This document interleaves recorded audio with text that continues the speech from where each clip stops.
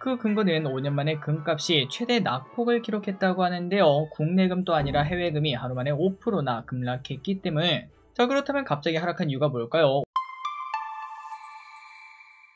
네, 안녕하세요. 주식은 역시 길이길이 새길이십니다. 안녕하세요, 길이분들. 자, 10월달 또 이렇게 끝나가는 모습입니다. 이 와중에 트럼프는 아직도 못 말리고 있다고 하는데요. 빠르게 관련 내용 확인해 보도록 하겠습니다. 같이 공부하시죠. 렛츠 기릿. 첫 번째 소식입니다. 트럼프는 못 말려. 어제 미국은 혼조세였다고 합니다. 트럼프가 시진핑을 만난다고 하면서도 회담이 성사되지 않을 수도 있다. 또 이런 말을 덧붙였다고 하더라고요. 아주 지 맘대로입니다. 그래서 미국 증시는 이러한 이야기가 나오면서 또다시 하락하는 모습을 살짝 나타냈고, 다만 이 와중에 애플은 계속 달려나가는 모습이 나타났어요. 아이폰이 잘 팔린다는 거죠. 그리고 GM은 서프라이즈를 내면서 15%나 급등하는 모습이 나타났다고 합니다. 자, 그래서 이 차트를 보면은 제너럴 모터스 15%나 급등하는 모습을 나타냈고요. 이제 상승 차트로 바뀌었다라고 말을 해볼 수 있겠죠. 그리고 애플은 신고가를 내면서 달려가는 모습. 다만 그렇게 뜨겁지는 않았습니다. 다음입니다. 넷플릭스 캐대언 효과는 어디로? 넷플릭스가 급락했습니다. 시간에서 6%나 하락했는데요. 실적이 안 좋다고 하죠. 캐대언이 대박이라고 생각했는데 그걸로는 부족한가 봅니다. 자, 넷플릭스 매출은 작년보다 17% 증가했습니다. 그러나 주당 순이익이 안 좋았다고 하고요. 주당 순이익이 안 좋은 이유가 뭐냐? 바로 브라질 세무 당국과의 분쟁으로 인한 비용이 많이 들었다고 합니다. 그래서 이거를 제외하면은 서프라이즈였을 것, 이런 얘기는 나타났지만 그래도 일단 시장에서는 차갑게 반응하는 모습입니다. 그리고 또 일각에서는 넷플릭스의 시청 시간이 슬슬 정체되는 거 아니냐? 볼 사람은 이미 이제 다 보는 거 아니냐? 성장이 좀 닫히는 거 아니냐? 이러한 걱정을 하고 있다고 하는데 과연 넷플릭스는 이러한 걱정을 떨쳐내고 또다시 계속 증명을 해낼 수 있을지. 그나저나 또 궁금하기도 합니다. 과연 캐대언 다음에 또 대박은 뭘까요? 우리나라 작품이었으면 좋겠네요. 다음입니다. 농심, 너도 할 수 있지? 캐리어 하니까 K푸드가 생각납니다. 키움증권은 농심의 목표가 54만원을 외치며 올 4분기부터 캐대헌 협업 효과가 나타날 것으로 보인다고 하는데요. 개인적으로는 삼양식품이 닦아놓은 길을 농심이 따라가지 않을까라는 생각이 들고요. 우리도 뭐 일본 맥주 마시면은 아사히 맥주 먹으면은 그 옆에 삿포로 맥주 먹고 싶지 않아요? 한 번쯤은.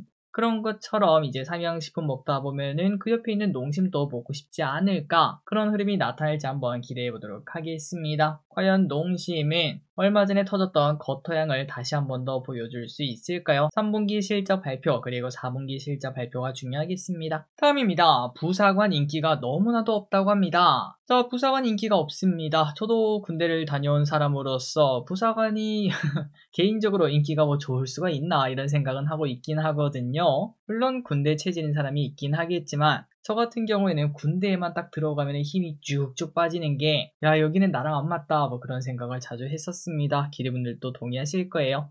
자, 그런데 이게 좀 심각하다고 합니다. 최근 5년 새 부사관 충원율이 2020년은 그래도 95%였는데 지금은 42%밖에 안 된다고 해요. 미달이라는 거죠. 자, 군인이란 이름을 달고 있긴 하지만 그래도 공무원에 좀 가깝다라고도 볼 수 있지 않겠습니까? 그럼에도 불구하고 충원율이 이거밖에 안 된다는 거는 사실상 마음만 먹으면은 합격에 가까운 그런 직업이라고도 말을 해볼 수 있겠습니다. 게다가 또 이 와중에 새로 들어온 사람만 부족한 게 아니라 기존 부사관도 전역을 하는 경우가 많아지고 있다고 하는데요. 당연히 처우가 너무 안 좋기 때문에 뭐 매번 보지 않겠습니까? 병사, 병장이랑 그 다음에 하사랑 이제 월급이 뭐 똑같다 이런 얘기까지 나오다 보니까 군인의 처우를 좀 더 개선할 필요가 있지 않나 라는 생각을 해봅니다. 군인의 목적은 전쟁이 나야 생기는 건 아니겠죠. 다음입니다. 자, 기르분들 이거는 참고하시면 좋을 것 같은데요. 금가 고점 쳤을 수도 있다고 합니다. 그 근거는 5년 만에 금값이 최대 낙폭을 기록했다고 하는데요. 국내금도 아니라 해외금이 하루 만에 5%나 급락했기 때문에.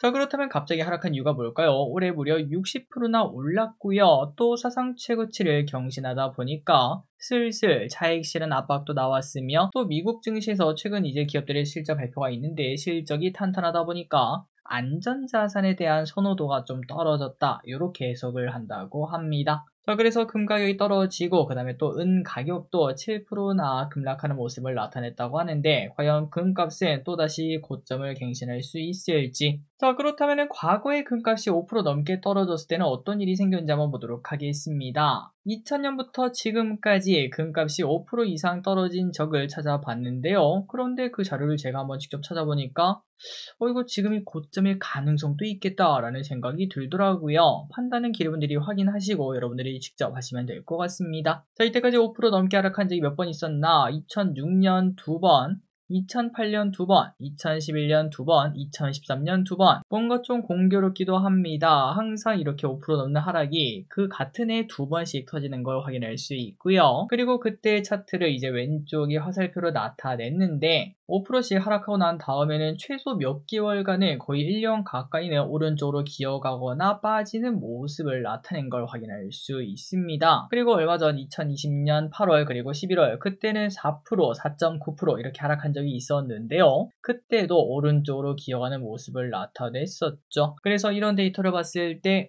금값이 이렇게 많이 하락한 거는 추세가 바뀌는 신호일 수도 있겠다 이런 생각이 들더라고요. 이번에는 어떻게 될지 앞으로 금값의 흐름을 보면서 판단을 해보면 되고 만약에 신고점 내면서 다시 달려나간다면 큰 걱정할 필요가 없겠지만 신고점을 내지 못하고 오른쪽으로 기어간다거나 한 번 더 5%가 빠진다면 걱정을 조금 더 크게 할 필요는 있을 것 같습니다. 다음입니다. 유류세 인하 연장. 유류세 인하는 연장됩니다. 다만 휘발유 인하율은 점진적으로 줄어든다고 하는데요. 10%에서 7%로 줄어든다고 하는군요. 다음 달 1일부터 시작이라고 하니까 휘발유를 넣으신다면 이번 달 말에 꼭 넣으시면 좋을 것 같습니다. 그리고 이런 식으로 흘러가다 보면은 유가가 내년에도 좀 낮은 수준을 유지한다면은 벌써 20번인가 계속 연속으로 연장하고 있는데 유류세 인하도 슬슬 사라질 수도 있겠습니다.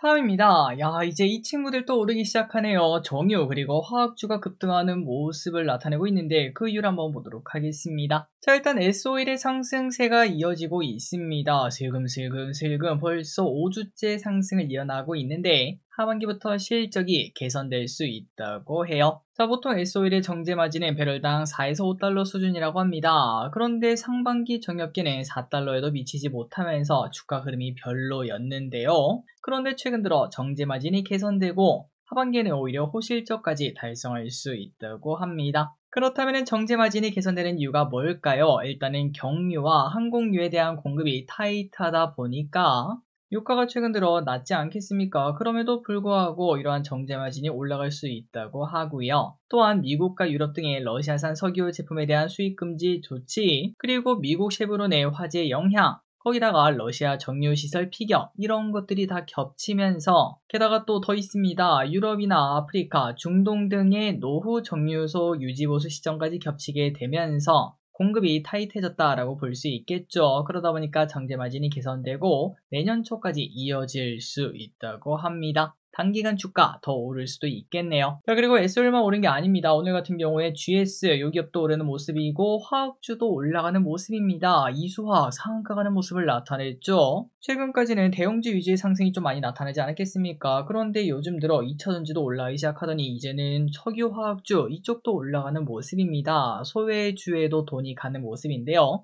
기름들이 들고 있는 기업에게도 돈이 빵빵하게 들어갔으면 좋겠습니다. 다음입니다. AI가 너무너무 무섭다. 어제 한 배우가 사생활을 폭로당하는 일이 생겼습니다. 아시는 분들은 아실 텐데요. 저는 굳이 내용은 찾지는 않았지만 사람들의 글 같은 걸 봤을 때 어느 정도 이런 얘기겠구나 라고만 생각하고 있었는데 그런데 오늘 충격적인 이야기가 나왔습니다. 그렇게 뜨거운 감자가 AI 가짜 증거로 인한 사건이었다고 해요. 그러니까 아예 그런 사실이 없고 다 조작된 거라는 거죠. 자, 그래서 이제 이런 소식을 볼 때마다 기르분들도 조심하면 좋겠어서 이렇게 한 번 더 말씀드립니다. 저는 진짜 컴퓨터를 많이 하거든요. 웹서핑도 많이 하고 커뮤니티 그런 것들도 많이 보고 그래서 AI 자료 같은 걸 예전부터 볼 때마다 남들은 못 봐도 저는 이거 AI네 이렇게 딱 파악하는 능력이 있었습니다. 그런데 요즘은 진짜 모르겠어요. 와, 요즘은 진짜 이게 뭐야? 이게 진짜 가짜라고? 이런 얘기가 나올 정도로 말도 안 되는 사진, 영상 그런 것들이 등장하고 있습니다. 게다가 이제는 음성까지도 속인다고 하니까 내년쯤에는 이상한 쇼폼에서 저를 비롯한 정말 유명한 연예인들 있잖아요. 그 사람들을 사칭하면서 여러분들의 돈을 아니면 여러분들의 정보를 갈취하는 그런 모습도 확인할 수 있을 것 같습니다. 여러분들 세상이 믿을 거 없습니다. 항상 뭔가를 확인할 때 이게 진짜인지 아닌지 한 번 더 고민을 해보시면 좋을 것 같아요. 다음입니다. 2차전지 공부해야겠지. 자, 오늘은 2차전지의 3대 공정의 마지막인 활성화 공정을 배워보도록 하겠습니다. 겉핥기 시간이니까 부담없이 공부하면 되겠죠. 자, 지난번에 우리가 조립 공정을 통해서 원통형이든 각형이든 파우치형이든 배터리를 만들었습니다. 그래서 이제 이거를 그냥 쓰면 되지 않나요? 라고 생각할 수도 있지만, 그런데 이게 놀랍게도 배터리는 다 만들고 난 다음에 생명을 불어 넣어줘야 이게 움직이기 시작한다고 하더라고요. 그렇기 때문에 생명을 넣기 위한 첫 번째 단계, 바로 포메이션, 충전이라는 걸 해야 된다고 합니다. 대신 이 충전은 한 번에 빡 하면 안 되고 처음이다 보니까 아주 낮은 전류로 살살 충전하는 게 포인트라고 해요.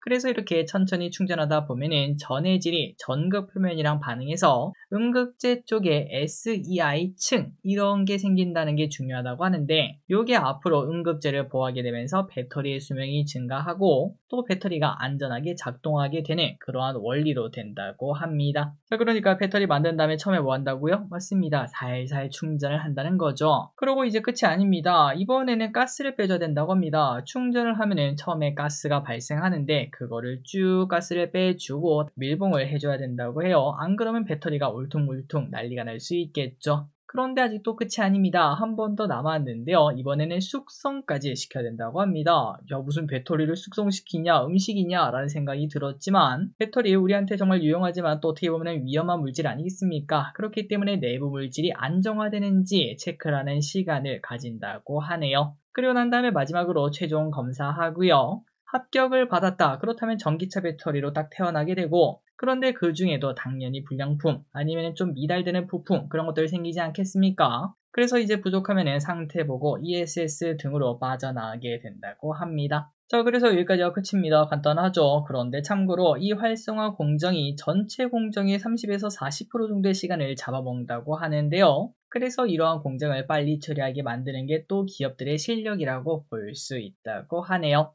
자, 오늘까지 이제 2차전지 공정도 다 배워봤습니다. 그래서 이제 내일부터는 기리분들이 진짜로 원하시는 어떠한 2차전지를 사야 될까 뭐 그런 부분을 포함해서, 또 우리가 반도체 하면은 또 많이 오르는 주식들의 특징이 뭐죠? 맞습니다. 신기술에 관련된 애들이 많이 올라요. 2차전지도 신기술에 관련된 내용을 한번 다뤄보는 시간을 가져보도록 할게요. 관련주는 뭐가 있는지도 공부하도록 하고요. 그러려면 당연히 뭐 해야 될까요? 맞습니다. 구독 눌러주시면 진심으로 감사합니다. 다음입니다. LG화학 행동주의 펀드 등장. LG화학의 행동주의 펀드 펠리서 캐피탈이라는 곳이 등장했다고 하는데요. 이 펠리서 캐피탈은 LG화학의 주가가 국내 대기업 가운데서도 가장 저조한 수준인 74%나 할인된 주가다 이렇게 평가를 했다고 합니다. 말 그대로 지금보다 주가가 뭐 4배나 더 올라야 된다 이런 말이라고도 볼 수 있겠는데요. 무려 69조 원 규모의 가치 격차가 존재한다며 자사주 매입 등을 통한 주주환원 정책 강화를 요구를 했다고 합니다. 그래서 이러한 소식이 나타나니까 안 그래도 2차전지 좋은데 LG화학 오늘 12%나 넘게 급등하며 신고가를 달성했다고 하네요. 자, 오늘의 공부 여기까지 끝났습니다. 항상 이렇게 같이 공부해서 진심으로 감사합니다. 지금까지 길이셨습니다. 빠이요.